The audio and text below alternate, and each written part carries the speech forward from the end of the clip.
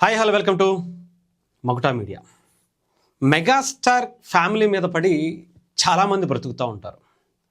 కొంతమందికి మంచిగా చెప్పి, కొంతమంది ఎంతసేపు మంచి మాత్రం కొంతమంది ఎలాగో చెప్తారు, నెగిటివ్గా చెప్తే ఇంకాస్త హేటర్స్కి అందరికీ కూడా చాలా ఇంట్రెస్ట్గా చూస్తారని అదే పనిలో జీవిత లక్ష్యంగా మనకి దినచర్యగా అదే ఉద్యోగంగా పడి బ్రతుకుతూ వాళ్ళ మీద ఏడవటమే పనిగా కొంతమంది అయితే బ్రతుకుతున్నారు.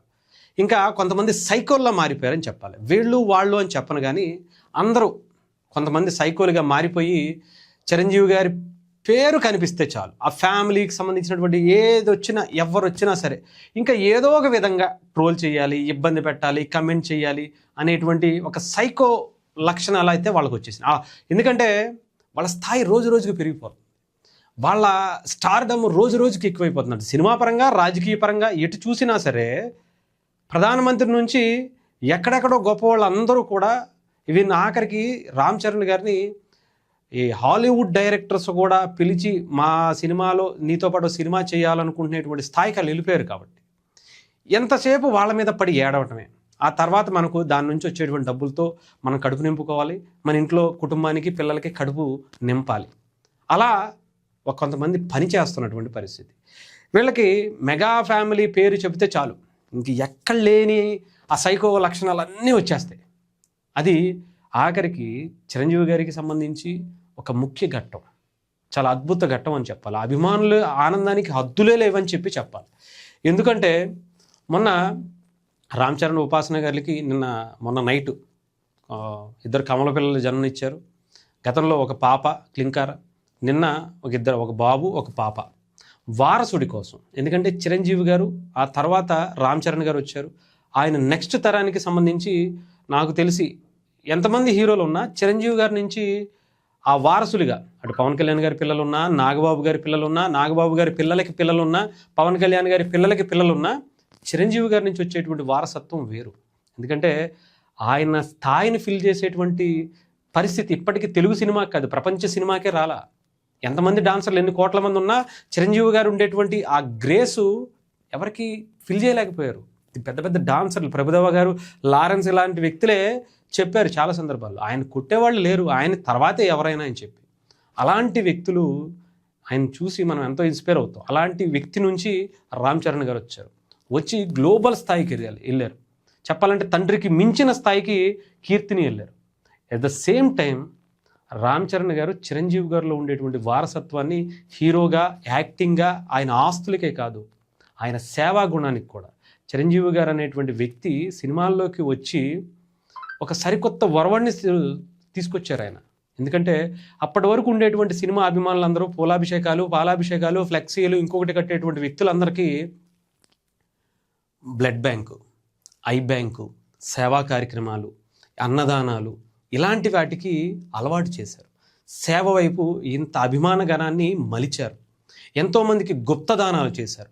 ఎన్నో కోట్ల రూపాయలు సేవా కార్యక్రమాలకు ఆయన సొంత డబ్బులు వినియోగిస్తున్నారు, వినియోగిస్తూనే ఉంటారు.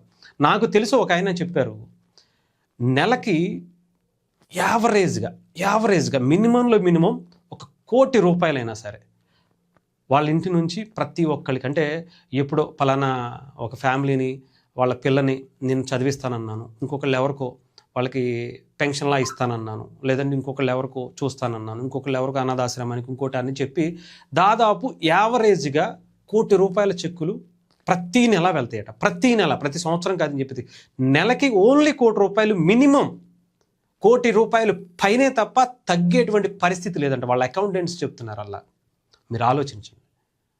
అలాంటి వ్యక్తి నుంచి ఇలాంటి అభిమానులు ఎంత ఓన్ చేసుకున్నారంటే వాళ్ళ ఇంట్లో వాళ్ళ ఏదో ఒక సొంత వాళ్ళకి అక్కకో, చెల్లికో, తమ్ముడికో, అన్నకో బిడ్డ పుడితే ఎంత హ్యాపీగా ఫీల్ అవుతారో, ఎంత వారసుడు వస్తే ఎంత హ్యాపీగా, వారసురాలు వస్తే ఎంత హ్యాపీగా ఫీల్ అవుతారో అంత ఆనందాన్ని కలిగించింది. అలాంటి ఆనందంలో మొన్న కొంతమంది అభిమానులు అపోలో హాస్పిటల్ దగ్గర క్రాకర్స్ కాల్చుకుని వాళ్ళ సంబరాన్ని తెలియజేశారు, వాళ్ళ ఆనందాన్ని తెలియజేశారు. దీని మీద కూడా కాసుకుని కూర్చుంటారు కదా కొంతమంది, పేటీఎం బ్యాచ్, కొంతమంది సైకో బ్యాచ్. ఈ నా కొడుకులకి ఏం పిచ్చి అంటే వేరే పనే ఉండదు, ఇక ఇదే పని, మెగా మెగా మెగా, ఎక్కడ కనిపిస్తే అక్కడ వేసేయాలి, వాళ్ళని ఏదో ఒక రంగం తగ్గించాలి. దొరికారా బాబు అని చూసుకుంటారు, ఇక అంతే. దొరికేసిందిరా. ఇంత ఆనందంలో వీళ్ళ ఏంటి, అసలు ఏ హీరోకి అభిమానం లేదా, ఏ హీరోకి కూడా ఇలాంటి అప్లాజ్ రాలేదే, మనకు అలాంటి పరిస్థితి, మన హీరో కూడా ఉన్నాడే, మనకు రాలేదే, ఏంటి ఇంతలా హడావుడి చేస్తున్నారు, ఇంత అభిమానం ఏంటి అసలు, ఒక వాళ్ళ ఇంటి రామ్ చరణ్ గారి పిల్లలు పుడితే ఎంత సెలబ్రేట్ చేస్తున్నారా, మామూ మనకి ఎప్పుడు చూడాల, మన అసలు ఎప్పుడు ఇలాంటి పరిస్థితి ఏ రాజకీయ నాయకుడికి, ఏ సినిమా హీరోకి జరగల, ఇలా జరగకూడదు, ఏదో ఒకటి చేయాలి. హాస్పిటల్ ముందు ఇలాంటి క్రాకర్స్ పేలుస్తారా, అసలు హాస్పిటల్లో ఉన్నటువంటి పేషెంట్లు ఏమైపోతారు, ఏంటిది, అదేంటి, అసలు ఎలాంటి బుద్ధి ఉండదా, ఇలాంటివి అదేంటి ఇదేం ఆనందం అని చెప్పేసి వాళ్ళని పట్టుకుని ఇంకా వేసుకుంటున్నారు. పిల్లలు పుట్టారే, అరే వాళ్ళ ఇంట్లో కొంచెం ఏదో ఆనందంగా ఉన్నారు, ఏదో చేసుకున్నారులే అని ఏమీ ఆలోచించరు.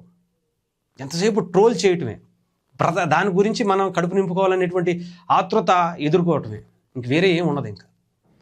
సరే, హాస్పిటల్కి సంబంధించి అక్కడ పర్మిషన్ తీసుకున్నారు. చాలా క్లారిటీగా నాకు ఉన్నటువంటి ఇన్ఫర్మేషన్ తెలుసుకునే చెప్తాను. హాస్పిటల్ ప్రిన్సెన్స్లో ఇవి ఎప్పుడు జరగకపోయినా కూడా ఆ హాస్పిటల్కి సంబంధించిన వాళ్ళు పర్మిషన్ తీసుకుని ఆ డోర్స్ అన్ని క్లోజ్ చేసి బయట, హాస్పిటల్ కాదు బయట రోడ్డు మీద, అపోలో హాస్పిటల్ ఎదురుగుండా ఉండేటువంటి సిమెంట్ రోడ్డు నిర్మాణంలో కూడా ఉంది, అక్కడ పెట్టి క్రాకర్స్ కాల్చుకున్నారు.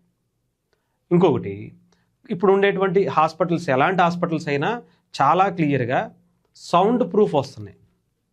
ఆ మాత్రం సెన్స్ కానీ ఇంకొకటి కానీ, అపోలో హాస్పిటల్ అంటే ఎంత పెద్దదో మనకు తెలుసు, కనీసం బయట నుంచి గాలి కూడా లోపలికి వెళ్ళదు, సపరేట్ ఫిల్టర్ అయ్యి గాలి వెళ్తుంది. అలాంటి పరిస్థితులు అపోలో హాస్పిటల్స్లో ఉంటాయి. అర్థమైందా? అసలు వార్డులకి బయట ఉండేటువంటి ప్రిన్సెస్కి సంబంధమే ఉండదు, అంత ప్రొటెక్టివ్గా లోపల కనిపిస్తుంది. ఎంతమంది ఏ రకమైన ఉంటే లోపల ఎవరికి అసలు ఏమీ తెలియదు, ఏమీ వినిపించదు కూడా, అంత సౌండ్ ప్రూఫ్ ఉంటుంది. ఈ మాత్రం ఈ బ్యాచ్కి తెలియదని కాదు, తెలుసు, కాకపోతే ఏదో ఒకటి చేయాలి. ఇకపోతే మాట్లాడుకుందాం. క్రాకర్స్ కాల్చారు. దీపావళికి అదే అపోలో హాస్పిటల్ చుట్టూ కొన్ని వేల ఇళ్ళు ఉన్నాయి, కొన్ని వేల బాంబులు, కొన్ని వేల క్రాకర్స్ దీపావళికో లేదంటే వేరే పండగలకో లేదంటే ఇంకొక దానికో పేల్చరా? ఎప్పుడు ఎవరో చేయలేదా? చేసినటువంటి సందర్భాలే లేవా అంటే ఎన్నో సంవత్సరాల నుంచి అది జరుగుతూనే ఉంది. రీసెంట్గా వచ్చినటువంటి జనవరి 1కో లేదంటే ఇంకొక దానికో పక్కన ఎవరో ఒకళ్ళ పుట్టినరోజులో ఇంకొకటో జరిగింది. కానీ ఎక్కడ జరగలేదు. ఇక్కడ ఇదేంటి ఇలా చేసేస్తారు అది ఇదని చెప్పేసి సంకల బుద్ధేసుకుని ఇంకేమన్నా మనకు దొరికేశారా అని చెప్పి ట్రోల్ చేయాలి, వాళ్ళని ఇబ్బంది పెట్టాలి, కమెంట్ చేయాలనుకునేటువంటి బ్యాచ్ ఒకటి తయారైపోద్ది.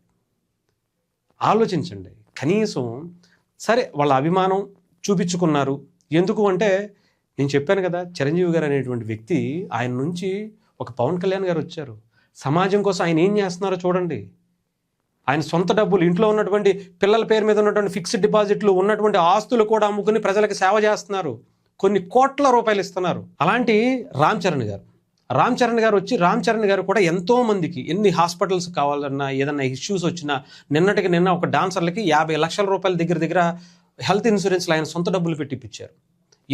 ఎంతోమందికి హాస్పిటల్కి, మొన్న ఎవరో పెద్ద ఆయనకి ఇలా మా వైఫ్కి బాగాలేదని ఆయనకి తెలిస్తే వెంటనే ఇచ్చారట. అలా కొన్ని వందల కార్యక్రమాలు, తెలిసినవి తెలియనివి. ఉపాసన గారి గురించి ఎన్నో గోశాలలని, ఎన్నో అనాథాశ్రమాలు, ఎన్నో ఓల్డేజ్ హోములు దత్తత తీసుకుని నడిపేవి.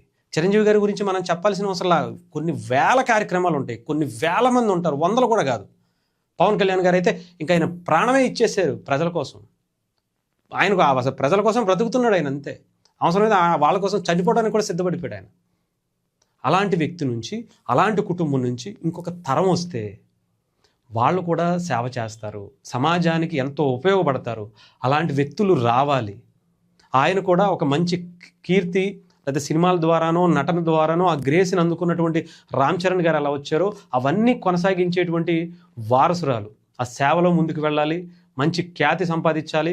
వారసుడిగా వచ్చి ఆయన కూడా ఇలా హీరోగా లేదంటే ఇంకొక దానిగా రాజకీయంగా ప్రజలకి మంచి చేసేటువంటి అన్నీ రావాలి. రేపటి తరానికి కూడా వాళ్ళల్లోంచి వస్తే సమాజం బాగుంటుంది, సమాజానికి ఎంతో కొంత ఉపయోగపడతారు అనేటువంటి ఆలోచనలో ఉన్నటువంటి ప్రేమ, అభిమానం అది అర్థం కాదు మీలాంటి వాళ్ళకి. కొంతమందికి పబ్బుల్లో కూర్చుని ఎక్కడ పడితే అక్కడ కూర్చుని జై బీప్ అని చెప్పుకుని మాట్లాడుకునే వాళ్ళందరికీ మనం చెప్పలేం కదా.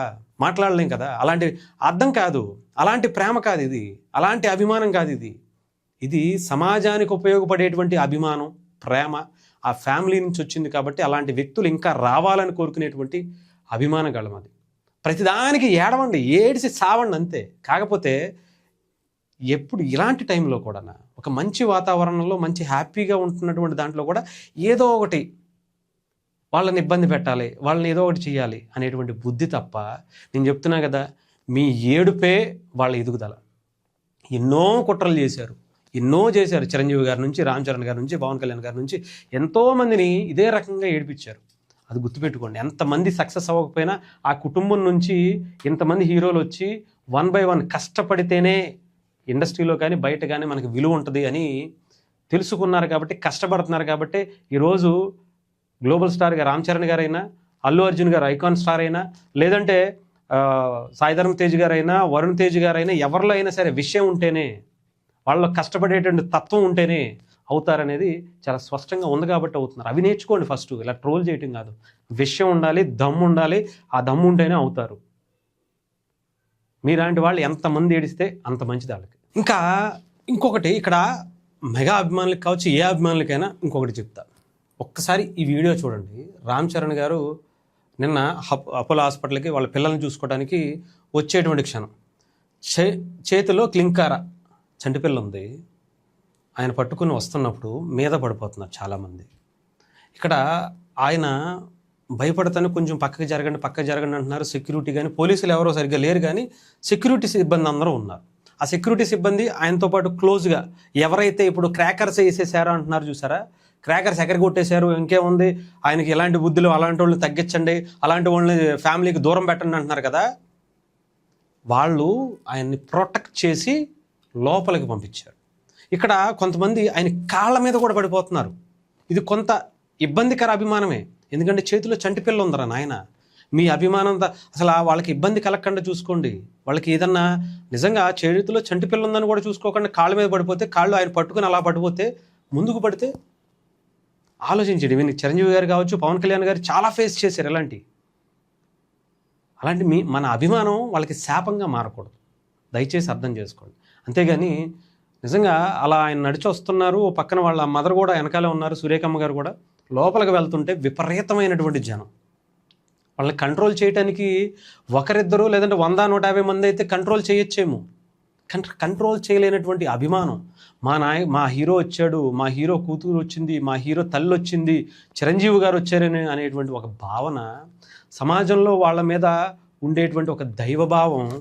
ఇంతమందికి సేవ చేశారు, ఇంతమందికి మంచి చేశారు, అలాంటి కుటుంబం బాగుండాలి అనేటువంటి భావనలో ఉంటారు. కానీ ప్రతి ఒక్కళ్ళకి కొంత అభిమానులు కూడా ఆలోచించుకోవాలి. ముఖ్యంగా ఇంత వాళ్ళని ఇబ్బంది పెట్టకూడదు అనేది కూడా ఆలోచించుకోవాలి. ఎందుకంటే మన అభిమానం వాళ్ళకి ఇబ్బంది కలగకుండా ఉంటేనే ఎంతోమందికి సేవ చేసేటువంటి, ఎంతోమందిని ఎంటర్టైన్ చేసేటువంటిది, ఎంతోమందికి లబ్ధి చేకూరేటువంటి పని అయితే ఉంటుంది. కానీ మనం అది వాళ్ళకి ఇబ్బంది పెట్టేటువంటి పరిస్థితి రాకూడదు అనేది కూడా ఆలోచించుకోవాలి.